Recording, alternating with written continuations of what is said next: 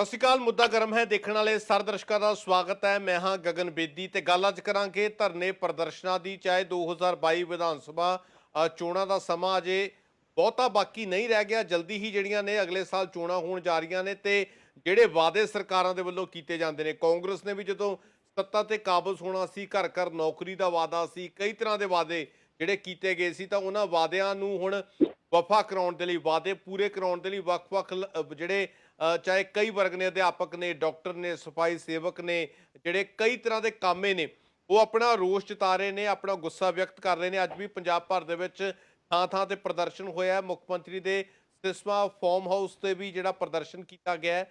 ਕਈ ਜਿਹੜੇ ਅਧਿਆਪਕ ਨੇ ਹਿਰਾਸਤ ਦੇ ਵਿੱਚ ਵੀ ਲਏ ਗਏ ਨੇ। ਇਸ ਤੋਂ ਪਹਿਲਾਂ ਵੀ ਅਧਿਆਪਕਾਂ ਦੇ ਉੱਤੇ ਜਦੋਂ ਪ੍ਰਦਰਸ਼ਨ ਕਰਨ ਗਏ ਨੇ, ਡਾਂਗਾ ਭਰਾਈਆਂ ਗਈਆਂ ਨੇ। ਤਾਂ ਇਹਦੇ ਉੱਤੇ ਗੱਲਬਾਤ ਕਰਾਂਗੇ ਕਿ ਆਖਰ ਨੌਕਰੀ ਕਦੋਂ ਮਿਲੇਗੀ, ਜੇ ਨੌਕਰੀ ਦੇਣੀ ਹੀ ਨਹੀਂ ਹੁੰਦੀ ਤਾਂ ਵਾਅਦੇ ਫਿਰ ਕਿਉਂ ਕੀਤੇ ਜਾਂਦੇ ਨੇ। ਤਾਂ ਇਹਦੇ ਉੱਤੇ ਗੱਲਬਾਤ ਕਰਨ ਲਈ ਸਾਡੇ ਨਾਲ ਪੂਰਾ ਪੈਨਲ ਮੌਜੂਦ ਹੈ। ਵਿਨੋਦ ਭਾਰਤੀ ਜੀ ਮੌਜੂਦ ਰਹਿਣਗੇ, ਸੀਨੀਅਰ ਕਾਂਗਰਸੀ ਆਗੂ ਨੇ, ਉਹਨਾਂ ਦੀ ਵੀ ਰਾਏ ਜਾਣਾਂਗੇ ਕਾਂਗਰਸ ਦੇ ਵੱਲੋਂ, ਉਹ ਸਾਡੇ ਨਾਲ ਗੱਲਬਾਤ ਕਰਨਗੇ। ਵਰਚੁਅਲ ਢੰਗ ਦੇ ਨਾਲ ਪੂਰਾ ਪੈਨਲ ਮੌਜੂਦ ਹੈ। ਨਿਰਮਲ ਸਿੰਘ ਜ਼ੀਰਾ ਮੌਜੂਦ ਨੇ, ਈਟੀਟੀ ਜਿਹੜੇ ਅਧਿਆਪਕਾਂ ਦੇ ਵੱਲੋਂ ਲਗਾਤਾਰ ਜਿਹੜਾ ਪ੍ਰਦਰਸ਼ਨ ਕੀਤਾ ਜਾ ਰਿਹਾ ਹੈ, ਉਦੋਂ ਦੇ ਵੱਲੋਂ ਇਹਨਾਂ ਇਹ ਆਪਣਾ ਪੱਖ ਰੱਖਣਗੇ। ਤੇ ਡਾਕਟਰ ਅਮਨ ਕੌਰ ਨੇ, ਇਹ ਡਾਕਟਰ ਨੇ, ਮਲੇਰਕੋਟਲਾ ਤੋਂ ਨੇ, ਤੇ ਇਹਨਾਂ ਦੇ ਨਾਲ ਵੀ ਗੱਲ ਕਰਾਂਗੇ। ਤਾਂ ਤਮਾਮ ਮਹਿਮਾਨਾਂ ਦਾ ਸਵਾਗਤ ਹੈ ਜੀ ਸਾਡੇ ਨਾਲ ਜੁੜਨ ਦੇ ਲਈ। ਤਾਂ ਪਹਿਲਾ ਸਵਾਲ ਭਾਰਤੀ ਜੀ ਨੂੰ ਹੀ ਹੈ। ਭਾਰਤੀ ਜੀ, ਨੌਕਰੀਆਂ ਜੇ ਨਹੀਂ ਦੇਣੀਆਂ ਹੁੰਦੀਆਂ ਸਰਕਾਰਾਂ ਨੇ ਤਾਂ ਵਾਅਦੇ ਕਿਉਂ ਕੀਤੇ ਜਾਂਦੇ ਨੇ? ਔਰ ਹੁਣ ਮੈਨੂੰ ਲੱਗਦਾ ਕਿ ਤੁਸੀਂ ਡਿਨਾਈ ਨਹੀਂ ਕਰ ਸਕਦੇ, ਡਾਕਟਰਾਂ ਸਮੇਤ ਟੀਚਰ, ਕਿਸਾਨ, ਸਫਾਈ ਸੇਵਕ, ਪਨ ਬੱਸ ਮੁਲਾਜ਼ਮ ਸਾਰੇ ਧਰਨੇ ਪ੍ਰਦਰਸ਼ਨਾਂ ਤੇ ਨੇ। ਗਗਨ ਜੀ, ਅਸੀਂ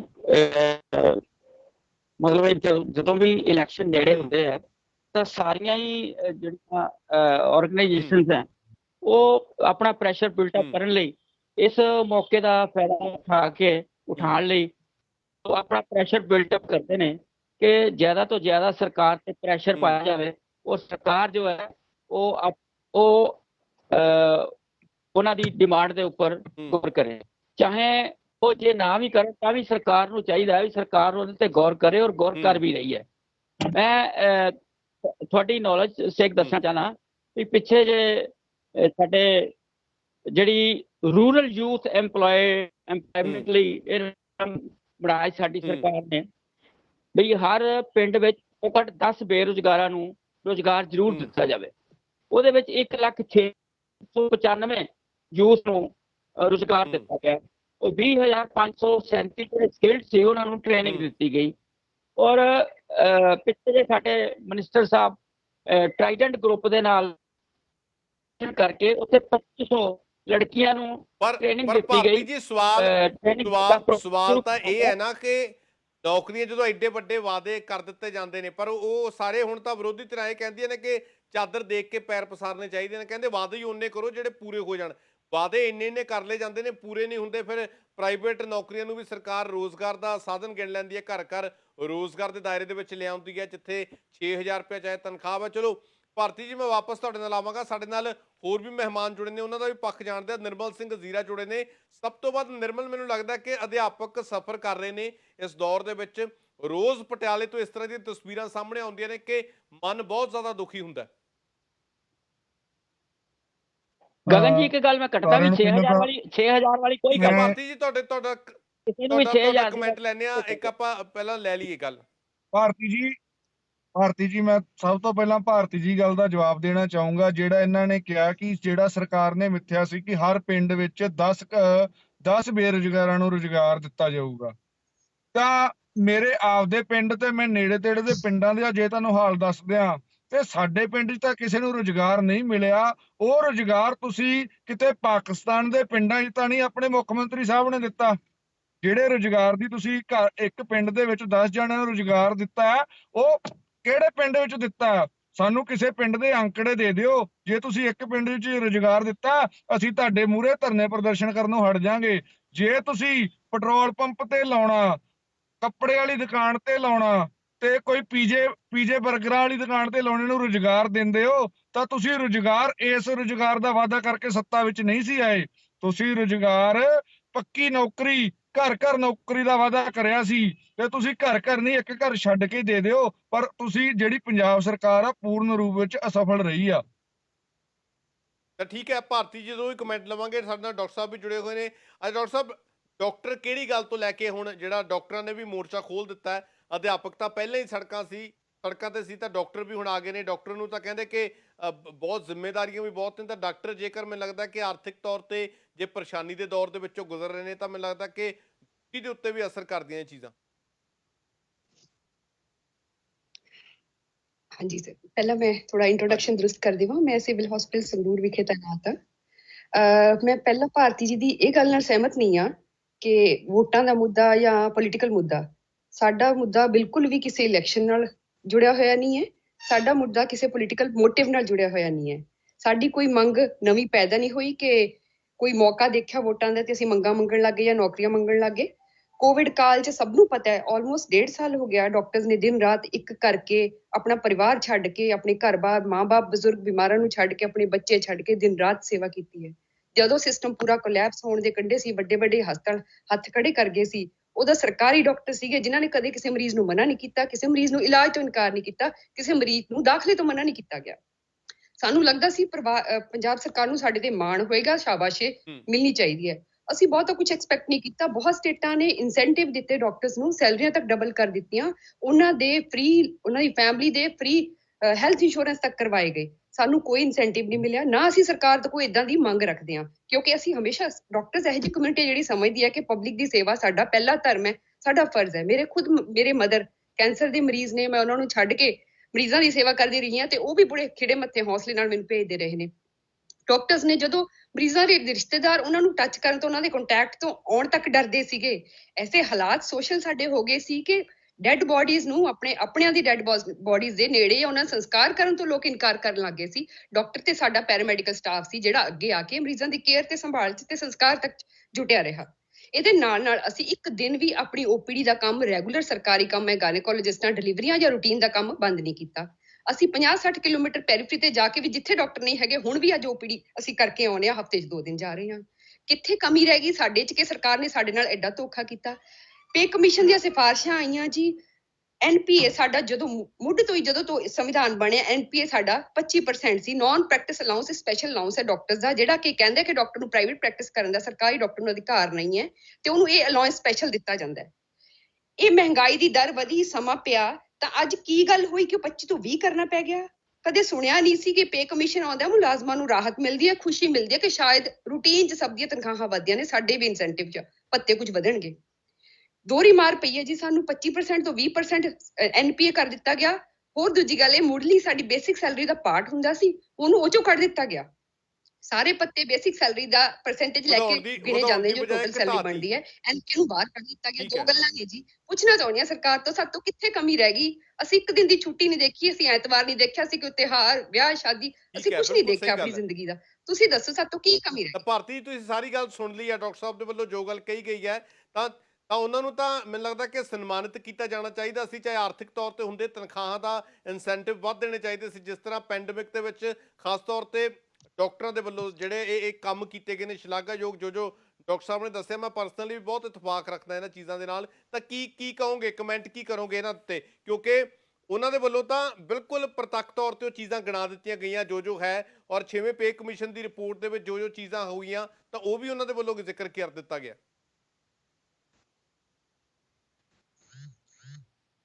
ਗਗਨ ਜੀ, ਸਭ ਤੋਂ ਪਹਿਲਾਂ ਤਾਂ ਮੈਂ ਰਿਸਪੈਕਟਡ ਡਾਕਟਰ ਸਾਹਿਬਾਂ ਨੂੰ ਸਲੂਟ ਕਰਦਾ, ਵੀ ਉਹਨਾਂ ਦੀਆਂ ਸਰਵਿਸਿਜ਼ ਨੂੰ ਸਲੂਟ ਕਰਦਾ ਕਿ ਉਹਨਾਂ ਨੇ ਕੋਵਿਡ ਦੇ ਵਿੱਚ ਬੜੀ ਮਿਹਨਤ ਕੀਤੀ ਹੈ ਔਰ ਐਸੇ ਰਿਜ਼ਲਟ ਦਿੱਤੇ ਹੈ ਐਕਸਪੈਕਟ ਵੀ ਨਹੀਂ ਸੀ ਕਰਦੇ।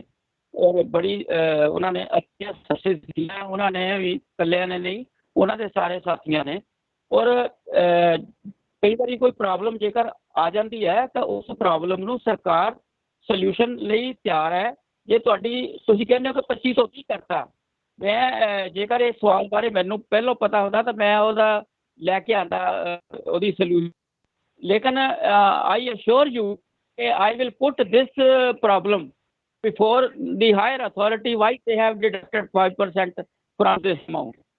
ਔਰ ਦੂਸਰੀ ਗੱਲ ਇਹ ਹੈ ਕਿ ਜਿਹੜੀ ਮਾਨ ਸਨਮਾਨ ਵਾਲੀ ਗੱਲ ਹੈ, ਭਾਰਤੀ ਜੀ ਗਲਤ ਮੰਨਦੇ ਹੋ 25 ਤੋਂ 20 ਕਰ ਦੇਣਾ, ਉਹ ਵੀ ਉਦੋਂ ਜਦੋਂ ਹੌਸਲਾ ਅਫਜ਼ਾਈ ਦੀ ਜ਼ਿਆਦਾ ਲੋੜ ਹੈ ਡਾਕਟਰਾਂ ਨੂੰ ਕਰਨ ਦੀ? ਗਲਤ ਮੰਨਦੇ ਹੋ ਇਹਨੂੰ, ਹਾਂ ਜਾਂ ਨਾ ਦੇ ਵਿੱਚ? ਨਹੀਂ ਦੇਖੋ ਗੱਲ ਪਤਾ ਕੀ ਹੈ, ਹਰ ਚੀਜ਼ ਦੇ ਪਿੱਛੇ ਕੋਈ ਨਾ ਕੋਈ ਰੀਜ਼ਨ ਹੁੰਦਾ। ਹੋ ਸਕਦਾ ਉਹਨਾਂ ਨੇ ਇਹ 5% ਅੱਗੇ ਹੋਰ ਵਧਾਇਆ ਹੋਵੇ। ਮੈਂ ਜਦ ਤੱਕ ਪੂਰੀ ਇਨਫੋਰਮੇਸ਼ਨ ਉੱਥੋਂ ਕਲੈਕਟ ਨਹੀਂ ਕਰ ਤਾਂ ਲੈਂਦਾ, ਸਾਡੇ ਸਾਹਮਣੇ ਮੈਂ ਨੇ, ਆਈ ਵਿਲ ਕਨਵੇ ਉਹਨਾਂ ਟੂ ਤੋਂ ਯੂ। ਪੁੱਛ ਸਕਦੇ ਆ ਕਿਤੇ ਇਹ 25 ਦਾ 20 ਕਰਕੇ ਟੀਚਰਾਂ ਨੂੰ ਤਾਂ ਨਹੀਂ ਦੇਣਾ? ਟੀਚਰ ਤਾਂ ਅੱਗੇ ਹੀ ਬਹੁਤ ਗੁੱਸੇ 'ਚ ਨੇ, ਉਹਨਾਂ ਦੀਆਂ ਵੀ ਨਹੀਂ ਕੋਈ ਹੋ ਰਹੀਆਂ, ਉਹ ਵੀ ਤੁਹਾਡੇ ਨਹੀਂ ਸਾਹਮਣੇ ਨਹੀਂ ਨੇ। ਨਹੀਂ ਨਹੀਂ ਨਹੀਂ, ਇਹ ਸੰਬੰਧ ਟੀਚਰਾਂ ਨਾਲ ਨਹੀਂ ਹੈ, ਇਹ ਇਹਨਾਂ ਦੇ ਡਿਪਾਰਟਮੈਂਟ ਦਾ ਹੀ ਕੋਈ ਨਾ ਹੋਊਗੀ। ਆਈ ਵਿਲ ਐਸ਼ੋਰ, ਮੈਂ ਪਿੱਛੇ ਜੇ ਤੁਸੀਂ ਕੋਈ ਇੱਕ ਡਿਬੇਟ ਕੀਤੀ ਤਾਂ ਮੈਂ ਹੈਲਥ ਮਿਨਿਸਟਰ ਤੋਂ ਇਮੀਡੀਏਟਲੀ ਕਨਫਰਮੇਸ਼ਨ ਲੈ ਕੇ ਤੁਹਾਡੇ ਨਾਮ ਵਾਲੇ ਜਿਹੜਾ ਨਿਊਜ਼ ਏਜੰਸੀ ਉਹਦੇ ਵਿੱਚ ਕਲੀਅਰ ਕੀਤਾ। ਪਰ ਭਾਰਤੀ ਜੀ ਗੱਲ ਇਹ ਹੈ ਨਾ ਕਿ ਕਿੰਨਾ ਕੁਝ ਦਰੁਸਤ ਕਰ ਲੇਗੀ ਸਰਕਾਰ। ਸਮਾਂ ਦੇਖੋ ਕਿੰਨਾ ਕੁ ਸੀਮਤ ਰਹਿ ਗਿਆ। ਡਾਕਟਰਾਂ ਦੀ ਅੱਡ ਪਰੇਸ਼ਾਨੀਆਂ ਨੇ, ਟੀਚਰਾਂ ਦੀਆਂ ਅੱਡ ਪਰੇਸ਼ਾਨੀਆਂ ਨੇ, ਤਾਂ ਸਰਕਾਰ ਕਿੰਨਾ ਕੁਝ ਦਰੁਸਤ ਕਰ ਲੇਗੀ। ਕਾਂਗਰਸ ਦੇ ਆਪਣੇ ਜਿਹੜੇ ਅੰਦਰੂਨੀ ਰੌਲੇ ਨੇ ਉਹ ਵੀ ਹੈਗੇ ਨੇ। ਤਾਂ ਸਵਾਲ ਵੱਡਾ ਇਹ ਹੈ ਨਾ ਕਿ ਜਿਹੜੇ ਵਾਅਦੇ ਕੀਤੇ ਜਾਂਦੇ ਨੇ, ਵਾਅਦੇ ਤਾਂ ਪੂਰੇ ਨਹੀਂ ਹੋ ਪਾਉਂਦੇ, ਪਰ ਜਿਹੜਾ ਪੁਰਾਣਾ ਜਿਹੜਾ ਨਿਜ਼ਾਮ ਚੱਲਦਾ ਆ ਰਿਹਾ ਉਹਨੂੰ ਵੀ ਜਦੋਂ ਸੱਟ ਵੱਜਦੀ ਹੈ ਤਾਂ ਜਿਹੜਾ ਧਿਰ ਹੁੰਦਾ ਪ੍ਰਭਾਵਿਤ ਹੁੰਦਾ, ਉਹਦਾ ਬੋਲਣਾ ਤਾਂ ਸੁਭਾਵਕ ਹੈ, ਉਹਨਾਂ ਦੇ ਵੱਲੋਂ ਰਿਐਕਟ ਕਰਨਾ ਤਾਂ ਸੁਭਾਵਕ ਹੈ, ਜਿਵੇਂ ਹੁਣ ਡਾਕਟਰਾਂ ਦੇ ਵੱਲੋਂ ਕੀਤਾ ਗਿਆ। ਠੀਕ ਹੈ, ਤੁਹਾਡੀ ਗੱਲ ਬਿਲਕੁਲ ਠੀਕ ਹੈ। ਜਿਹਨੂੰ ਵੀ ਉਹ ਆਪਣੀ ਪ੍ਰੋਬਲਮ ਨੂੰ ਹਾਈ, ਕਿਉਂਕਿ ਸਾਡਾ ਡੈਮੋਕ੍ਰੈਟਿਕ ਸਿਸਟਮ ਹੈ, ਹਰ ਅਦਾਰੇ ਨੂੰ, ਹਰ ਆਰਗੇਨਾਈਜੇਸ਼ਨ ਨੂੰ ਆਪਣਾ ਪੁਆਇੰਟ ਉਠਾਉਣ ਦੀ ਪੂਰੀ ਇਜਾਜ਼ਤ ਹੈ, ਔਰ ਉਠਾਇਆ ਉਹਨਾਂ ਨੇ। ਮੈਂ ਆਈ ਵਿਲ ਚਲੋ ਠੀਕ ਹੈ। ਹੈਲਥ ਮਿਨਿਸਟਰ ਐਂਡ ਅਦਰ ਨਿਰਮਲ ਸਾਡੇ ਨਾਲ ਲਗਾਤਾਰ ਬਣੇ ਹੋਏ ਨੇ। ਅੱਛਾ ਨਿਰਮਲ, ਅਧਿਆਪਕਾਂ ਦੀਆਂ ਜਿਹੜੀਆਂ ਦਿੱਕਤਾਂ ਨੇ ਬਹੁਤ ਨੇ, ਕਈ ਵਰਗ ਹੈਗੇ ਨੇ ਅਧਿਆਪਕਾਂ ਦੇ ਜਿਹੜੇ ਧਰਨੇ ਪ੍ਰਦਰਸ਼ਨਾਂ ਤੇ ਨੇ। ਤੁਹਾਡੇ ਕੁਝ ਸਾਥੀ ਨੇ ਜਿਹੜੇ ਲੰਮੇ ਸਮੇਂ ਤੋਂ ਜਿਹੜੇ ਭੁੱਖ ਹੜਤਾਲ ਵੀ ਕੀਤੀ ਹੈ, ਹਾਲਤ ਵੀ ਕਈਆਂ ਦੀ ਵਿਗੜੀ ਹੋਈ ਹੈ। ਅੱਜ ਸਿਸਮਾ ਫਾਰਮ ਹਾਊਸ ਦੇ ਨੇੜੇ ਪ੍ਰਦਰਸ਼ਨ ਕੀਤਾ ਗਿਆ ਤਾਂ ਉੱਥੇ ਵੀ ਜਿਹੜਾ ਪੁਲਿਸ ਵੱਲੋਂ ਜ਼ੋਰ ਅਜ਼ਮਾਇਸ਼ ਕੀਤੀ ਗਈ ਹੈ। ਪਟਿਆਲੇ ਇਸ ਤੋਂ ਪਹਿਲਾਂ ਬਹੁਤ ਕੁਝ ਹੋਇਆ ਸੀਗਾ, ਧੱਕਾ ਮੁੱਕੀ ਹੋਈ ਹੈ। ਈਵਨ ਕਿ ਜਿਹੜੇ ਉੱਥੇ ਕਵਰਿੰਗ ਕਰ ਰਹੇ ਹੁੰਦੇ ਰਿਪੋਰਟਰਾਂ ਨਾਲ ਵੀ ਪੁਲਿਸ ਨੇ ਧੱਕਾ ਮੁੱਕੀ ਕੀਤੀ ਹੈ। ਤਾਂ ਹੁਣ ਕੀ ਕੁਝ ਹੋ ਰਿਹਾ ਹੈ, ਕੀ ਕੁਝ ਸਟੈਂਡ ਹੈਗਾ ਜਥੇਬੰਦੀਆਂ ਦਾ? ਤੇ ਮੈਂ ਤਾਂ ਸਭ ਤੋਂ ਪਹਿਲਾਂ ਭਾਰਤੀ ਜੀ ਦੇ ਧਿਆਨ ਵਿੱਚ ਇੱਕ ਗੱਲ ਲਿਆਉਣਾ ਚਾਹਣਾ ਕਿ ਜਿਹੜਾ ਇੱਕ ਸਾਡਾ ਸਾਥੀ ਆ ਸੁਰਿੰਦਰਪਾਲ ਗੁਰਦਾਸਪੁਰ ਤੋਂ, ਪਿਛਲੇ 100 ਦਿਨਾਂ ਤੋਂ ਟਾਵਰ ਉੱਪਰ ਡੀਲਾ ਭਵਨ ਕੈਪਟਨ ਅਮਰਿੰਦਰ ਸਿੰਘ ਜੀ ਦੇ ਸ਼ਹਿਰ ਬੈਠਾ ਹੋਇਆ, ਤਾਂ ਤੁਹਾਡੇ ਕਿਸੇ ਵੀ ਨੁਮਾਇੰਦੇ ਵੱਲੋਂ ਉਹਦੀ ਸਾਰ ਨਹੀਂ ਲਈ ਗਈ। ਅੱਜ ਉਹਨੂੰ 8 ਦਿਨ ਹੋ ਗਏ ਮਰਨ ਵਰਤ ਤੇ ਉਹਦਾ ਸ਼ੂਗਰ ਲੈਵਲ 40 ਤੱਕ ਪਹੁੰਚ ਗਿਆ ਹੋਇਆ। ਤਾਂ ਜਿਹੜੀ ਸਰਕਾਰ ਆ ਉਹਦੀਆਂ ਮੰਗਾਂ ਮੰਨਣ ਦੀ ਬਜਾਏ ਉਹਨੂੰ ਥੱਲੇ ਉਤਰ ਲਈ ਕਹਿ ਰਹੀ ਆ, ਪਰ ਅਸੀਂ ਜਿਹੜੀਆਂ ਮੰਗਾਂ ਨਹੀਂ ਮੰਨ ਸਕਦੇ ਹਜੇ। ਤੁਸੀਂ ਜਦੋਂ ਉਹਦੇ ਨਾਲ ਰੁਜ਼ਗਾਰ ਦਾ ਵਾਅਦਾ ਕਰਿਆ ਸੀ, ਘਰ ਘਰ ਰੁਜ਼ਗਾਰ ਦਾ ਵਾਅਦਾ ਕਰਕੇ ਸੱਤਾ ਵਿੱਚ ਆਏ ਸੀ, ਉਹ ਅੱਜ ਵਾਅਦੇ ਕਿੱਥੇ ਨੇ? ਤੁਸੀਂ ਅੱਜ ਉਹਨਾਂ ਵਾਅਦਿਆਂ ਤੋਂ ਕਿਉਂ ਭੱਜ ਰਹੇ ਨੇ? ਜਿਹੜਾ ਘਰ ਘਰ ਰੁਜ਼ਗਾਰ ਦੇਣ ਦਾ ਵਾਅਦਾ ਕਰਿਆ ਸੀ, ਸਾਨੂੰ ਕਿਤੇ ਐਂ ਲੱਗਦਾ ਕਿ ਉਹ ਤੁਸੀਂ ਸਿਰਫ ਐਮਐਲਏ ਦੇ ਘਰਾਂ ਤੱਕ ਰੁਜ਼ਗਾਰ ਦੇਣ ਦਾ ਵਾਅਦਾ ਕਰਿਆ ਸੀ। ਕਿਸੇ ਨੂੰ ਡੀਐਸਪੀ ਲਾਤਾ, ਕਿਸੇ ਨੂੰ ਤਹਿਸੀਲਦਾਰ ਲਾਤਾ। ਅੱਜ ਤੋਂ ਪਹਿਲਾਂ ਜਿਹੜੇ ਬੇਅੰਤ ਸਿੰਘ ਦੇ ਪੋਤੇ ਨੂੰ ਡੀਐਸਪੀ ਲਾਤਾ ਆਉਂਦਿਆਂ ਸਾਰ। ਕੀ ਤੁਸੀਂ ਰੁਜ਼ਗਾਰ ਦਾ ਵਾਅਦਾ ਇਕੱਲਾ ਉਹਨਾਂ ਦੇ ਘਰਾਂ ਤੱਕ ਕਰਿਆ ਸੀ? ਉਹ ਤਾਂ ਜਦੋਂ ਸੋਸ਼ਲ ਮੀਡੀਆ ਤੇ ਜਦੋਂ ਸਾਰੇ ਵਰਗਾਂ ਨੇ ਉਹਦਾ ਵਿਰੋਧ ਕੀਤਾ ਤਾਂ ਜਿਹੜੇ ਬਾਜਵਾ ਫੈਮਿਲੀ ਨੇ ਉਹਨਾਂ ਨੇ ਡੀਐਸਪੀ ਦੀ ਨੌਕਰੀ ਛੱਡ ਦਿੱਤੀ, ਪਰ ਲੁਧਿਆਣੇ ਵਾਲਿਆਂ ਨੇ ਹਾਲੇ ਤੱਕ ਵੀ ਤਹਿਸੀਲਦਾਰ ਦੀ ਨੌਕਰੀ ਨਹੀਂ ਛੱਡੀ। ਉਹ ਜਿਨ੍ਹਾਂ ਨੂੰ ਤਰਸ ਦੇ ਆਧਾਰ ਤੇ ਨੌਕਰੀਆਂ ਮਿਲਣੀਆਂ ਚਾਹੀਦੀਆਂ ਨੇ, ਉਹ ਟਾਵਰਾਂ ਤੇ ਟੈਂਕੀਆਂ ਤੇ ਧਰਨੇ ਪ੍ਰਦਰਸ਼ਨ ਕਰ ਰਹੇ ਨੇ, ਤੇ ਜਿਹੜੇ 2-2 ਕਰੋੜ ਦੀ ਗੱਡੀ ਵਿੱਚ ਘੁੰਮਦੇ ਨੇ ਉਹਨਾਂ ਨੂੰ ਤੁਸੀਂ ਤਰਸ ਦੇ ਆਧਾਰ ਤੇ ਨੌਕਰੀਆਂ ਦਿੰਦੇ ਨੇ। ਅਸੀਂ ਭਾਰਤੀ ਸਾਹਿਬ ਤੁਹਾਨੂੰ ਪੁੱਛਣਾ ਚਾਹੁੰਦੇ, ਤੁਹਾਡੀ ਕਾਂਗਰਸ ਸਰਕਾਰ ਕਿੱਦਾਂ ਦਾ ਇਨਸਾਫ ਕਰ ਰਹੀ ਆ? ਜਦੋਂ ਪੜ੍ਹਿਆ ਲਿਖਿਆ ਡਿਗਰੀਆਂ ਲੈ ਕੇ ਤੁਹਾਡੇ ਕੋਲ ਨੌਕਰੀ ਲੈਣ ਜਾਂਦਾ ਤਾਂ ਤੁਸੀਂ ਉਹਨੂੰ ਪੁੱਛਦੇ ਜੇ 5-6 ਹਜ਼ਾਰ ਵਾਲੀ ਨੌਕਰੀ ਲੈਣੀ ਆ, ਕਿਸੇ ਪੰਪ ਤੇ ਲੱਗਣਾ, ਕਿਸੇ ਪੀਜ਼ਾ ਹੱਟ ਤੇ ਲੱਗਣਾ? ਇਹ ਜਵਾਬ ਤੁਹਾਡੀ ਸਰਕਾਰ ਨੇ ਜਦੋਂ ਸੱਤਾ ਵਿੱਚ ਆਉਣਾ ਸੀ, ਗੁਟਕਾ ਸਾਹਿਬ ਹੱਥ 'ਚ ਵੜ ਕੇ ਵਾਅਦੇ ਕਰੇ ਸੀ, ਉਹ ਵਾਅਦੇ ਕਿੱਥੇ ਗਏ ਨੇ? ਠੀਕ ਹੈ ਭਾਰਤੀ ਜੀ, ਸਵਾਲ ਤਿੱਖੇ ਨੇ, ਚੁਭਵੇਂ ਨੇ, ਪਰ ਮੈਨੂੰ ਲੱਗਦਾ ਕਿ ਬਹੁਤ ਸੁਭਾਵਕ ਜੇ ਨੈਚੁਰਲ ਦੀਆਂ ਗੱਲਾਂ ਨੇ, ਕਿਉਂਕਿ ਇਹ ਚੀਜ਼ਾਂ ਵਾਅਦੇ ਜਦੋਂ ਕੀਤੇ ਜਾਂਦੇ ਨੇ ਤਾਂ ਹਰ ਧਿਰ ਨੂੰ ਹੁੰਦਾ ਕਿ ਉਹ ਵਫਾ ਹੋਣਗੇ। ਔਰ ਤੁਸੀਂ ਵੀ ਭਲੀ ਭਾਂਤੀ ਜਾਣਦੇ ਹੋ ਕਿ ਕਈ ਐਸੇ ਵੀ ਅਧਿਆਪਕ ਨੇ ਜਿਹੜੇ ਧਰਨੇ ਪ੍ਰਦਰਸ਼ਨਾਂ ਦੇ ਵਿੱਚ ਨੇ, ਜਿਨ੍ਹਾਂ ਦੀਆਂ 6-6 ਹਜ਼ਾਰ 7-7 ਹਜ਼ਾਰ ਤਨਖਾਹਾਂ ਨੇ। ਤਾਂ ਇਸ ਦੌਰ ਦੇ ਵਿੱਚ ਤੁਸੀਂ ਆਪ ਅੰਦਾਜ਼ਾ ਲਗਾ ਸਕਦੇ ਹੋ ਕਿ ਕਿਵੇਂ ਹੋ ਸਕਦਾ। ਔਰ ਇਸ ਤੋਂ ਪਹਿਲਾਂ ਵੀ ਆਪਾਂ ਇੱਕ ਵਾਰ ਡਿਬੇਟ ਕੀਤੀ ਸੀ, ਮੁੱਖ ਮੰਤਰੀ ਕੈਪਟਨ ਅਮਰਿੰਦਰ ਸਿੰਘ ਦੇ ਵੱਲੋਂ ਜਦੋਂ ਚੋਣਾਂ ਸੀ ਉਸ ਤੋਂ ਪਹਿਲਾਂ ਜਿਹੜੇ ਹੜਤਾਲ ਤੇ ਬੈਠੇ ਅਧਿਆਪਕ ਸੀ ਉਹਨਾਂ ਦੇ ਨਾਲ ਵਾਅਦਾ ਵੀ ਕੀਤਾ ਗਿਆ ਸੀ ਕਿ ਸੱਤਾ ਤੇ ਆਉਂਦੇ ਹੀ ਤੁਹਾਨੂੰ ਜਿਹੜਾ ਹੈਗਾ ਰੋਜ਼ਗਾਰ ਦੇ ਦਿੱਤਾ ਜਾਵੇਗਾ। ਚਲੋ ਜੇ ਰੋਜ਼ਗਾਰ ਨਹੀਂ ਵੀ ਦੇਣਾ ਸੀ, ਘੱਟੋ ਘੱਟ ਤਨਖਾਹਾਂ ਤਾਂ ਡਬਲ ਕਰ ਦਿੰਦੇ, 15-20 ਹਜ਼ਾਰ ਤਾਂ ਕਰ ਦਿੱਤੇ ਜਾਣ, ਇੱਕ ਆਰਥਿਕ ਤੌਰ ਤੇ ਕੁਝ ਤਾਂ ਬੰਦੇ ਨੂੰ ਸਹਾਰਾ ਮਿਲ ਜੇ।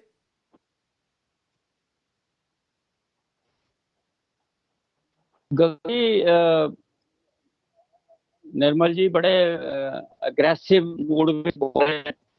मैं गुस्सा समझना ਜਿਹੜੀ ਇਹਨੇ ਗੱਲ ਕੀਤੀ ਆਪਣੇ ਸਾਥੀ ਦੀ ਵੀ ਉਹ ਉੱਪਰ ਬੈਠੇ ਹੈ, ਉਹਨਾਂ ਦਾ ਸ਼ੂਗਰ ਲੈਵਲ ਡਾਊਨ ਹੋ ਗਿਆ, ਤਾਂ ਉੱਥੇ ਪੁਲਿਸ ਨੇ ਵੀ ਅਪਰੋਚ ਕੀਤੀ ਉਹਨਾਂ ਨੂੰ ਵੀ ਤੁਸੀਂ ਇਹਨਾਂ ਨੂੰ ਸਾਨੂੰ ਸਾਡੇ ਨਾਲ ਭੇਜੋ, ਅਸੀਂ ਇਹਨਾਂ ਨੂੰ ਹਸਪੀਟਲ ਐਡਮਿਟ ਕਰਾਈਏ, ਇਹਨਾਂ ਦਾ ਜੋ ਟ੍ਰੀਟਮੈਂਟ ਬਣਦੀ ਆ ਉਹ ਟ੍ਰੀਟਮੈਂਟ ਕਰੀਏ। ਜਿਹੜਾ ਉਹ ਤਾਂ ਸਰਕਾਰ ਨੇ ਕਰਨਾ ਹੈ, ਪੁਲਿਸ ਨੇ ਨਹੀਂ ਕਰਨਾ। ਜੇ ਪੁਲਿਸ ਕਹਿੰਦੀ ਹੈ ਤਾਂ ਪੁਲਿਸ ਨਾਲ ਕੋਆਪਰੇਟ ਕਰਨਾ ਚਾਹੀਦਾ। ਔਰ ਦੂਸਰੀ ਗੱਲ ਜਿਹੜੀ ਇਹਨਾਂ ਨੇ ਕਿਹਾ ਵੀ ਮੈਨੇ ਸਾਡੇ ਪਿੰਡ ਨੂੰ ਤਾਂ ਕੋਈ ਰੋਜ਼ਗਾਰ ਨਹੀਂ ਮਿਲਿਆ। 2021 ਦੀ ਮੇਰੇ ਕੋਲ ਸਰਕਾਰੀ ਡਾਇਰੀ ਹੈ, ਉਹਦੇ ਵਿੱਚ ਫਿਗਰ ਹੈ 6595 ਪੇਂਡੂ ਨੌਜਵਾਨਾਂ ਨੂੰ ਰੁਜ਼ਗਾਰ ਦਿੱਤਾ ਜਾ ਚੁੱਕਾ। ਔਰ ਇਹ ਸਰਕਾਰੀ ਡਾਇਰੀ ਹੈ। ਚਲੋ ਭਾਰਤੀ ਜੀ ਆਪਾਂ ਮੰਨ ਲਿਆ ਕਿ ਤੁਸੀਂ ਉਹ ਰੋਜ਼ਗਾਰ ਦੇਤਾ, ਪਰ ਜਿਹੜੇ ਅਧਿਆਪਕ ਸੜਕਾਂ ਤੇ ਨੇ ਇਹਨਾਂ ਦਾ ਵੀ ਕੋਈ ਹੱਲ ਕਰੋ। ਆਪਾਂ ਮੰਨ ਲਿਆ, ਚਲੋ ਤੁਸੀਂ ਉਹ ਜਿਹੜਾ ਪਿੰਡੂ ਖੇਤਰ ਦੀ ਗੱਲ ਕਰ ਰਹੇ ਹੋ ਕਿ ਅਸੀਂ ਮੰਨ ਲਿਆ, ਪਰ ਜਿਹੜੇ ਅਧਿਆਪਕ ਹੈਗੇ ਨੇ, ਕਿੰਨੇ ਹੀ ਅਧਿਆਪਕ ਨੇ ਜਿਹੜੇ ਰੋਜ਼ ਪ੍ਰਦਰਸ਼ਨ ਕਰ ਰਹੇ ਨੇ। ਅੱਜ ਵੀ ਜੇ ਤੁਹਾਨੂੰ ਤੁਹਾਡੇ ਸਾਹਮਣੇ ਹੀ ਆ, ਤੁਹਾਨੂੰ ਤਾਂ ਜ਼ਿਆਦਾ ਪਤਾ ਹੋਊਗਾ, ਸਿਸਵਾ ਫਾਰਮ ਹਾਊਸ ਦੇ ਨੇੜੇ ਜਿਹੜਾ ਪ੍ਰਦਰਸ਼ਨ ਹੋਇਆ ਤੇ ਧੱਕਾ ਮੁੱਕੀ ਕਿੰਨੀ ਹੋਈ ਹੈ ਅਧਿਆਪਕਾਂ ਦੇ ਨਾਲ। ਇਹਨਾਂ ਦਾ ਕੋਈ ਹੱਲ ਹੋ ਜਾਊਗਾ ਚੋਣਾਂ ਤੋਂ ਪਹਿਲਾਂ, ਜਾਬਤਾ ਲੱਗਣ ਤੋਂ ਪਹਿਲਾਂ, ਕਿ ਇਹਨਾਂ ਨੂੰ ਵੀ ਇਹੀ ਗੱਲ ਕਹਿ ਦਿੱਤੀ ਜਾਊਗੀ ਜਦੋਂ ਅਗਲੀ ਟਰਮ ਦੇ ਵਿੱਚ ਸਰਕਾਰ ਬਣੂਗੀ ਪਹਿਲੇ ਸਾਲ ਨੌਕਰੀਆਂ ਮਿਲ ਜਾਣਗੀਆਂ? 9000 ਦੇ ਕਰੀਬ ਟੀਚਰਾਂ ਦੀ ਪਿੱਛੇ ਪੋਸਟਾਂ ਕੱਢੀਆਂ ਗਈਆਂ ਸੀ, ਔਰ ਮੇਰਾ ਖਿਆਲ ਹੈ ਸ਼ਾਇਦ 10000 ਦੇ ਕਰੀਬ ਪੁਲਿਸ ਭਰਤੀ ਲਈ ਖੋਲੀਆਂ ਗਈਆਂ ਭਰਤੀਆਂ, ਔਰ 831 ਦੇ ਕਰੀਬ ਕਰਾਫਟਸਮੈਨ ਰੱਖਿਆ ਰਹੇ, ਔਰ ਉਹਦੇ 'ਚ 25% ਐਸਸੀ ਕੈਟੇਗਰੀ ਦੀ ਰਿਜ਼ਰਵੇਸ਼ਨ ਰੱਖੀ ਗਈ ਹੈ, ਔਰ 2500 ਬੱਚੇ ਮੈਂ ਤੁਹਾਨੂੰ ਦੱਸਿਆ ਵੀ ਟ੍ਰਾਈਡੈਂਟ ਗਰੁੱਪ ਦੇ ਨਾਲ, ਜਿਨ੍ਹਾਂ ਨੂੰ 18000 ਸਟਾਈਪੰਡ ਵੀ ਮਿਲਣਾ ਹੈ, ਔਰ 37000 ਅਪ੍ਰੈਂਟਿਸਸ਼ਿਪ ਜਿਹੜੀ ਹੈ ਉਹ 6 ਮੰਥ ਲਈ ਉਹਨਾਂ ਨੂੰ ਸੈਲਰੀ ਬੇਸਿਸ ਤੇ ਜੀ ਟ੍ਰਾਈਡੈਂਟ ਦੇ ਨਾਲ ਜਿਹੜੀਆਂ ਨੌਕਰੀਆਂ ਨੇ ਉਹਨੂੰ ਆਪਾਂ ਸਰਕਾਰ ਦੇ ਘਰ ਘਰ ਰੋਜ਼ਗਾਰ ਵਾਲੀ ਸਕੀਮ ਦੇ ਵਿੱਚ ਤਾਂ ਮੈਨੂੰ ਨਹੀਂ ਲੱਗਦਾ ਰੱਖ ਸਕਦੇ ਆ। ਬਾਕੀ ਨਿਰਮਲ ਹੋਰੀ ਨਾਲ ਨੇ, ਨਿਰਮਲ ਹੋਰਾਂ ਦਾ ਵੀ ਕਮੈਂਟ ਲੈਣੇ ਆ, ਫਿਰ ਆਪਾਂ ਡਾਕਟਰ ਸਾਹਿਬ ਨਾਲ ਵੀ ਗੱਲ ਕਰਨੀ ਹੈ। ਗਗਨ ਜੀ ਇੱਕ ਗੱਲ ਮੈਂ ਕਲੀਅਰ ਕਰਨੀ ਚਾਹੁੰਦਾ, ਇੱਕ ਮਿੰਟ ਨਿਰਮਲ ਜੀ ਤੁਸੀਂ ਇੱਕ ਮਿੰਟ ਲਈ ਮੈਂ ਨਿਰਮਲ ਆਪਾਂ ਕਮੈਂਟ ਲੈ ਲਈਏ, ਮੈਂ ਤੁਹਾਡੇ ਕੋਲ ਆ ਰਿਹਾ। ਗੱਲ ਇਹ ਹੈ ਕਿ ਹਾਂਜੀ ਆਪਾਂ ਸਾਰੇ ਜਿਹੜੇ ਸਾਰੇ ਇਸ਼ੂ को ਇਕੱਠੇ ਕਰ ਲਈਏ। ਤੁਸੀਂ ਆਪ ਜਾਣਦੇ ਹੋ ਕਿ ਜਦੋਂ ਸਰਕਾਰ ਆਈ ਹੈ ਤਾਂ ਸਰਕਾਰ ਨੂੰ ਵੀ ਇਹ ਆਸ ਨਹੀਂ ਗਈ ਵੀ ਇੰਨਾ ਮੰਦਾ ਹਾਲ ਪਿਛਲੀ ਸਰਕਾਰ ਛੱਡ ਕੇ ਜਾਏਗੀ। ਖਾਲੀ ਖਜ਼ਾਨਾ ਮਿਲਿਆ, ਔਰ ਕਈ ਤਰ੍ਹਾਂ ਦੇ ਲੋਨ ਜਿਹੜੇ ਐਡਜਸਟਮੈਂਟ ਹੋ ਸਕਦੀ ਸੈਂਟਰ ਨਾਲ, ਉਹ ਵੀ ਸਰਕਾਰ ਨੇ ਕਰਨ ਦੀ। ਗੱਲ ਤਾਂ ਉਹੀ ਹੈ ਨਾ, ਵਾਅਦੇ ਫਿਰ ਆਪਣਾ ਸਾਰਾ ਸਰਕਲ ਦੇਖ ਕੇ ਕਰਨੇ ਚਾਹੀਦੇ ਸੀ। ਸਰਕਾਰਾਂ ਨੂੰ ਤਾਂ ਪਤਾ ਹੀ ਹੁੰਦਾ ਹੈ, ਸਾਰਾ ਡਾਟਾ ਹੁੰਦਾ ਸਰਕਾਰਾਂ ਦੇ ਕੋਲ। 2 ਸਾਲ ਪੂਰੇ ਕੋਵਿਡ ਨੇ ਖਰਾਬ ਕਰਤੇ। ਚਲੋ ਆਪਾਂ ਉਹਦੇ ਵਿੱਚ ਕੋਈ ਠੀਕ ਹੈ ਭਾਰਤੀ ਜੀ, ਆਪਾਂ ਸਮਾਂ ਵੀ ਦੇਖਣਾ, ਆਪਾਂ ਨਿਰਮਲ ਜੀ ਹੋਰਾਂ ਨੂੰ ਵੀ ਸਮਾਂ ਦੇਈਏ। ਅੱਛਾ ਨਿਰਮਲ ਜੀ, ਤੁਸੀਂ ਸਾਰੀ ਗੱਲ ਸੁਣੀ ਹੈ। ਭਾਰਤੀ ਜੀ ਤਾਂ ਟ੍ਰਾਈਡੈਂਟ ਜਿਹੜੀਆਂ ਨੌਕਰੀਆਂ ਨੇ ਉਹਨੂੰ ਵੀ ਸਰਕਾਰ ਵਾਲੇ ਖਾਤੇ 'ਚ ਗਿਣ ਰਹੇ ਨੇ। ਇਸ ਤੋਂ ਇਲਾਵਾ 9000 ਨੌਕਰੀਆਂ ਦੀ ਗੱਲ ਕਹਿ ਰਹੇ ਨੇ, ਕਹਿੰਦੇ ਕਿ ਉਹ ਇੰਨੀਆਂ ਨੌਕਰੀਆਂ ਦੇ ਰਹੇ ਆ। ਗਗਨ ਜੀ ਉਹ ਸਰਕਾਰ ਦੀ ਕੋਸ਼ਿਸ਼ ਨਾਲ ਮਿਲਿਆ, ਮੈਂ ਇਸ ਕਰਕੇ ਠੀਕ ਹੈ ਭਾਰਤੀ ਜੀ, ਮੈਂ ਆਉਂਗਾ। ਆਪਾਂ ਨਿਰਮਲ ਜੀ ਦਾ ਭਾਰਤੀ ਜੀ ਨੂੰ ਇੱਕ ਗੱਲ ਪੁੱਛਣਾ ਚਾਹੁੰਦਾ, ਜਿਹੜੇ ਤੁਸੀਂ ਟਾਵਰ ਤੇ ਸਾਥੀ ਦੀ ਗੱਲ ਕਰ ਰਹੇ ਹੋ ਕਿ ਪੁਲਿਸ ਪ੍ਰਸ਼ਾਸਨ ਨੇ ਉਹਦੇ ਨਾਲ ਰਾਬਤਾ ਕਾਇਮ ਕਰਿਆ, ਉਹਨੂੰ ਥੱਲੇ ਆਉਣ ਲਈ ਕਿਹਾ, ਸਭ ਤੋਂ ਪਹਿਲਾਂ ਤੁਸੀਂ ਇਸ ਚੀਜ਼ ਬਾਰੇ ਸੋਚੋ ਕਿ ਉਸ ਨੂੰ 100 ਦਿਨ ਟਾਵਰ ਤੇ ਬੈਠਣਾ ਹੀ ਕਿਉਂ ਪਿਆ। ਜਦੋਂ ਤੁਸੀਂ ਉਹਨਾਂ ਨੂੰ ਸੱਤਾ ਤੇ ਆਉਣ ਤੋਂ ਪਹਿਲਾਂ ਵਾਅਦੇ ਕਰੇ ਸੀ, ਉਹਨਾਂ ਨੂੰ ਟਾਵਰ ਤੇ ਬੈਠਣਾ ਨਾ ਪੈਂਦਾ, ਸਿੱਧਾ ਤੁਸੀਂ ਉਹਨਾਂ ਨੂੰ ਰੁਜ਼ਗਾਰ ਦਿੰਦੇ ਤਾਂ ਅੱਜ ਆਪਦੀ ਨੌਕਰੀ ਤੇ ਕਿਤੇ ਨਾ ਕਿਤੇ ਐਡਜਸਟ ਹੋ ਜਾਂਦੇ।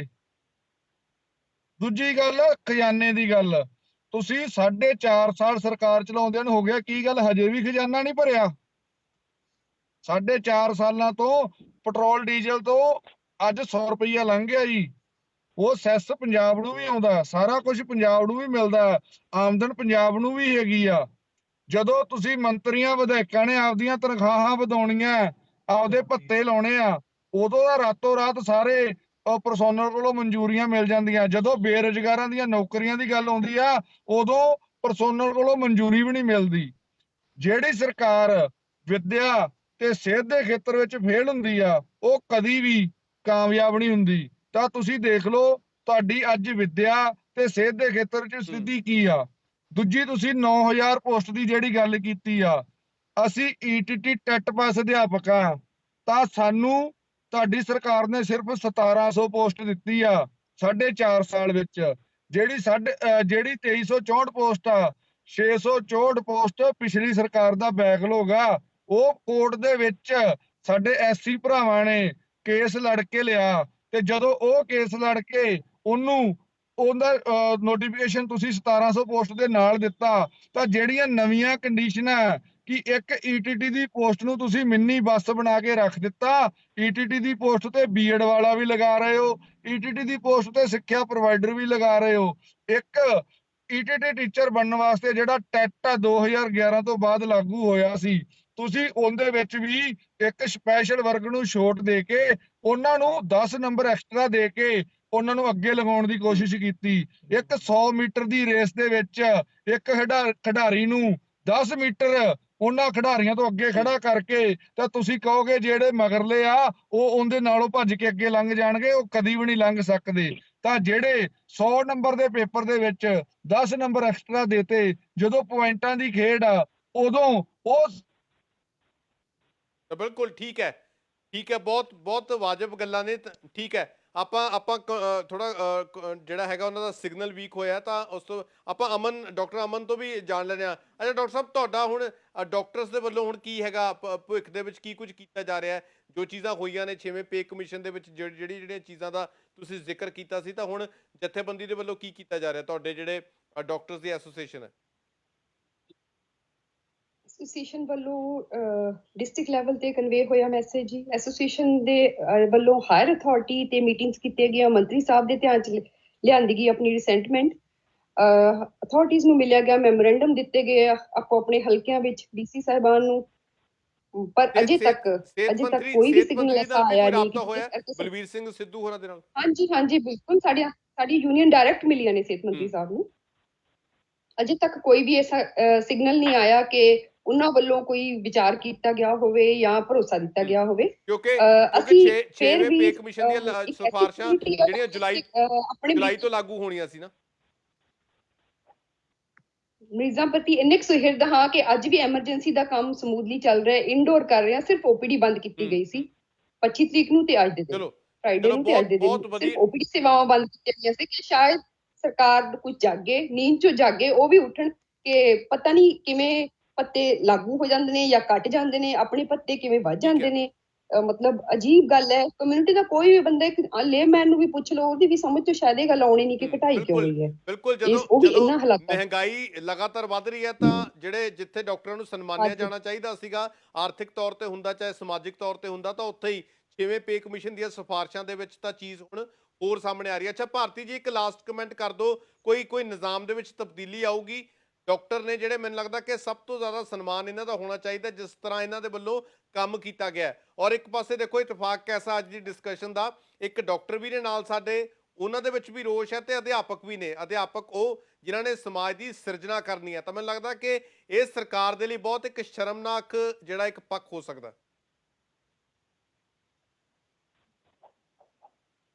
ਗਗਨ ਜੀ, ਤੁਸੀਂ ਨਾ ਐਂਕਰ ਹੋ, ਤੁਸੀਂ ਕਿਸੇ ਪਾਰਟੀ ਦੇ ਪ੍ਰਵਕਤਾ ਨਹੀਂ ਹੋ। ਤੁਸੀਂ ਆਪਣੀ ਠੀਕ ਹੈ, ਜਿਹੜੀ ਗੱਲ ਹੈ ਤੁਸੀਂ ਅਸੀਂ ਵੀ ਇਨਸਾਨ, ਸਾਡੇ ਸੈਂਟੀਮੈਂਟਸ ਤਾਂ ਇੱਕ ਆਮ ਇਨਸਾਨ ਦੇ ਵੀ ਹੁੰਦੇ ਨੇ ਨਾ। ਅਧਿਆਪਕ ਤੇ ਡਾਕਟਰ, ਇਹ ਇੱਕ ਦੇਖੋ ਤੁਸੀਂ ਕੈਸਾ ਫਿਊਜ਼ਨ ਹੈ, ਦੋਨੋਂ ਹੀ ਬਹੁਤ ਸਮਾਜ ਦੇ ਮਹੱਤਵਪੂਰਨ ਅੰਗ ਨੇ। ਆਈ ਐਮ ਐਗਰੀਡ ਵੀ ਰਿਸਪੈਕਟੇਬਲ ਸਾਡੇ ਸਮਾਜ ਦਾ ਹਿੱਸਾ ਨੇ। ਔਰ ਹੁਣੇ ਕਿਹਾ ਨਿਰਮਲ ਜੀ ਨੇ ਕਿ ਐਜੂਕੇਸ਼ਨ ਦਾ ਮਿਆਰ ਜਿਹੜਾ ਨੀਚੇ ਚਲਾ ਗਿਆ। ਨਿਰਮਲ ਜੀ, ਤੁਹਾਡੀ ਨੌਲੇਜ ਵਾਸਤੇ ਦੱਸਣਾ ਚਾਹੁੰਦਾ ਬਈ ਸੈਂਟਰਲ ਗਵਰਨਮੈਂਟ ਜਿਹੜੀ ਕਿ ਹਮੇਸ਼ਾ ਹੀ ਪੰਜਾਬ ਗਵਰਨਮੈਂਟ ਦੇ ਐਂਟੀ ਰਹੀ ਹੈ, ਉਹਨਾਂ ਨੇ ਐਜੂਕੇਸ਼ਨ ਗ੍ਰੇਡਿੰਗ ਵਿੱਚ ਪੰਜਾਬ ਨੂੰ ਨੰਬਰ 1 ਹੈ। ਰਾਜ ਦਿੱਲੀ ਨੇ ਵੀ ਕੀਤਾ। ਚਲੋ ਠੀਕ ਹੈ, ਉਹ ਕਹਿੰਦੇ ਜੀ ਨੰਬਰ 1 ਤਾਂ ਸਾਡਾ। ਭਾਰਤੀ ਜੀ, ਭਾਰਤੀ ਜੀ, ਮੈਂ ਤੁਹਾਨੂੰ ਇੱਥੇ ਗੱਲ ਦਾ ਜਵਾਬ ਦੇਣਾ ਚਾਹੂੰਗਾ। ਮੈਂ ਨਿਰਮਲ ਤੁਹਾਡੇ ਕੋਲ ਮੈਂ ਆਨਾ, ਆਪਾਂ ਇੱਕ ਵਾਰੀ ਭਾਰਤੀ ਜੀ ਤੋਂ ਲੈ ਕੰਪਲੀਟ ਕਰਾ ਲਈਏ। ਭਾਰਤੀ ਜੀ, ਬੜਾ ਸੰਖੇਪ ਦੇ ਵਿੱਚ ਦੱਸ ਦਿਓ। ਮੈਂ ਇਹਦਾ ਕ੍ਰੈਡਿਟ ਟੀਚਰਾਂ ਨੂੰ ਵੀ ਚਲੋ, ਦੇਣਾ ਠੀਕ ਹੈ। ਚਾਹੁੰਦਾ। ਮੈਂ credit ਸਰਕਾਰ ਨੂੰ ਮਿਲਿਆ ਚੁੱਕਾ ਹੈ, ਪਰ ਉਹਦੇ ਲਈ ਟੀਚਰ ਹੀ ਜਿਹੜਾ ਟੀਚਰ ਨੂੰ ਜਾਂਦਾ ਉਹਦੀ ਮਿਹਨਤ ਨੂੰ ਨਹੀਂ ਜਾਂਦਾ ਹੈ ਠੀਕ ਹੈ। credit। ਦੂਸਰੀ ਗੱਲ ਇਹਨਾਂ ਨੇ ਕਹੀ ਕਿ ਪੈਟਰੋਲ ਬੜਾ ਮਹਿੰਗਾ ਹੋ ਗਿਆ। ਪੈਟਰੋਲ ਤਾਂ ਸੈਂਟਰਲ ਗਵਰਨਮੈਂਟ ਰੋਜ਼ ਰੇਟ ਵਧਾ ਰਹੀ ਹੈ। ਉਹਨਾਂ ਦਾ ਜਿਹੜਾ ਟੈਕਸ ਹੈ ਉਹ ਚਲੋ ਲਗਭਗ ਭਾਰਤੀ ਜੀ, ਤੁਸੀਂ 55-56% ਹੈ। ਸਾਡਾ ਤਾਂ ਤੁਸੀਂ ਇੰਨੀ ਗੱਲ ਦੱਸ ਦਿਓ, ਅਧਿਆਪਕ ਦਾ ਤੇ ਦੂਸਰੀ ਡਾਕਟਰਾਂ ਦਾ ਕੋਈ ਹੱਲ ਕਰਾ ਦੋਗੇ? ਕੋਈ ਇਹਨਾਂ ਨੂੰ ਦੇ ਦਿਓ ਸ਼ੋਰਟੀ, ਕੋਈ ਕਰਾ ਦੋਗੇ ਹੱਲ, ਅੱਗੇ ਤੱਕ ਲੈ ਜਾਓਗੇ ਗੱਲ? ਕੋਈ ਸਰਕਾਰ ਇਹਦੇ ਬਾਰੇ ਸੋਚ ਰਹੀ ਹੈ? ਦੇਖੋ ਦੇਖੋ ਬਿਲਕੁਲ ਸਰਕਾਰ ਹਮੇਸ਼ਾ ਹੀ ਠੀਕ ਹੈ। ਸੋਚਦੀ ਹੈ, ਕਿਉਂਕਿ ਸਰਕਾਰਾਂ ਤਾਂ ਹੀ ਚੱਲਣਗੀਆਂ ਜੇਕਰ ਉਹ ਲੋਕਾਂ ਦੀ ਗੱਲ ਨੂੰ ਸੁਣਨਗੇ ਔਰ ਉਹਦੇ ਤੇ ਅਮਲ ਕਰਨਗੇ। ਲੇਕਿਨ ਕੀ ਹੁੰਦਾ ਹੈ, ਕਈ ਵਾਰੀ ਸਰਕਾਰਾਂ ਦਾ ਇੱਕ ਸਿਸਟਮ ਹੈ, ਕਿਸੇ ਪਹਿਲਾਂ ਮਿਨਿਸਟਰ ਥੱਲੇ ਗੱਲ ਹੁੰਦੀ ਹੈ, ਫਿਰ ਮਿਨਿਸਟਰ ਨਾਲ ਗੱਲ ਹੁੰਦੀ ਹੈ, ਫਿਰ ਕੈਬਨਿਟ 'ਚ ਗੱਲ ਜਾਣੀ ਹੁੰਦੀ ਹੈ। ਇਹ ਸਮਾਂ ਚਲੋ, ਜ਼ਰੂਰ ਠੀਕ ਲੱਗਦਾ ਹੈ। ਹੈ, ਲੇਕਿਨ ਦੇਰ ਹੈ। ਚਲੋ, ਦੇਰ ਆਏ ਤਾਂ ਦਰੁਸਤ ਆਏ। ਠੀਕ ਹੈ ਦੇਰ ਭਾਰਤੀ ਜੀ, ਦੇਰ ਧੰਨਵਾਦ ਸਾਡੇ ਨਾਲ ਗੱਲਬਾਤ ਕਰਨ ਲਈ। ਸਮਾਂ ਸਾਡੇ ਕੋਲ ਬਹੁਤ ਸੀਮਤ ਹੈ, ਤਾਂ ਇੰਨੀ ਕੀ ਗੱਲਬਾਤ ਹੋ ਪਾਈ ਹੈ। ਤਾਂ ਤਮਾਮ ਮਹਿਮਾਨਾਂ ਦਾ ਧੰਨਵਾਦ ਕਰਦੇ ਹਾਂ। ਡਾਕਟਰ ਅਮਨ ਕੌਰ ਜੁੜੇ ਸੀ ਸਾਡੇ ਨਾਲ ਮਲੇਰਕੋਟਲਾ ਤੋਂ, ਵਿਨੋਦ ਭਾਰਤੀ ਸੀ ਸੀਨੀਅਰ ਕਾਂਗਰਸੀ ਆਗੂ ਸੀ, ਉਹ ਸਾਡੇ ਨਾਲ ਜੁੜੇ ਹੋਏ ਸੀ ਲੁਧਿਆਣਾ ਤੋਂ, ਤੇ ਨਿਰਮਲ ਸਿੰਘ ਜ਼ੀਰਾ ਜੁੜੇ ਸੀ, ਅਧਿਆਪਕ ਆਗੂ ਹੈਗੇ ਨੇ, ਲਗਾਤਾਰ ਜਿਹੜੇ ਧਰਨੇ ਪ੍ਰਦਰਸ਼ਨ ਕਰ ਰਹੇ ਨੇ। ਤੇ ਆਸ ਉਮੀਦ ਕਰਦੇ ਹਾਂ ਕਿ ਤੁਹਾਨੂੰ ਸਾਡੀ ਇਹ ਪੇਸ਼ਕਸ਼ ਜ਼ਰੂਰ ਪਸੰਦ ਆਈ ਹੋਵੇਗੀ। ਧੰਨਵਾਦ।